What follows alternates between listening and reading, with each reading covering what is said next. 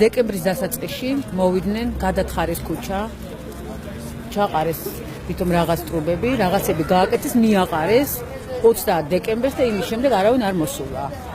დავწერეთ განცხადება, შევაგროვეთ ხელმოწერები, გავაგზავნეთ მერიაში, საიდანაც ორჯერ მოვიდა პასუხი, რომ არ არის საშუალება, რომ დააგონ ასფალტი. მესამე თვეა ნაძალადევის რაიონში ქართველიშვილის ქუჩა ესეთ მდგომარეობაში გადათხრილია და რიყის ქვებია მიმოფანტული და პატრონი არტყავს აქაურობას.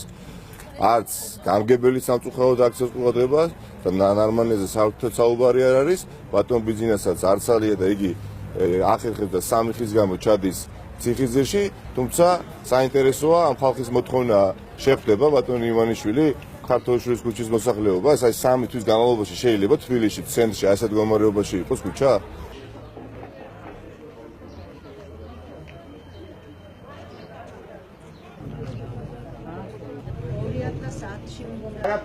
არადაი კავშირში არ არის. მე სხვანაირად არ არის. ვიცაფარი ხო? ვიცაფარი. აცა ვერ მოვალ ამ ფირმამ. ჩარგლის ქუჩაზე, ესე იგი 2003 წელს. დავალოჯამში დარჩა. დინარის სწავი ავარიული. ახალ მთავრობასთანაც ვიყავი დეპუტატთანაც შევიტანეთ განცხადება. ამის თავაზე ქალბატონ კორძაიასთან მქონდა. ჩავეწერე გამგებელთან, მაგრამ გამგებელთან არ შემეშვეს მოადგილესთან. მოადგილემ დამპირდა გამოგიგზავნითო ხალხს და გადავამოწმევთო.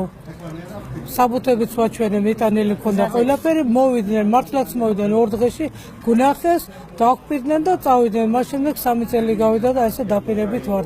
ოჯახებს ამ შენობაში ცხოვრება უწევთ სიცოცხლისთვის სახიფათო სიტუაციაში და ნაცვლად იმისა, რომ თბილისის ბიუჯეტი კორუფციული და ჩინოვნიკებზე მორგებული პროექტებისთვის იხარჯებოდეს, შესაძლებელი იყო, რომ ამ მოსახლეობას დახმარებოდა ამდენი ხნის განმავლობაში თბილისის მერია და გაიუმჯობესებინა მათი საცხოვრებელი გარემო, ან მეორეს მხრივ გამგებელი და თბილისის მერი უფრო აქტიურად თანამშრომლობდეს ამ ადამიანებთან, ელემენტარულად ხვდებოდნენ მათ და ხელს უწყობდნენ, რომ კერძო დაინტერესების შემთხვევაში მოხდეს ამ საცხოვრების სახლის აღება და თავიდან აშენება. არც ერთი ხდება, არც მეორე მერიას საერთოდ ინტერესი არ გააჩნია ადამიანების პრობლემებისადმი.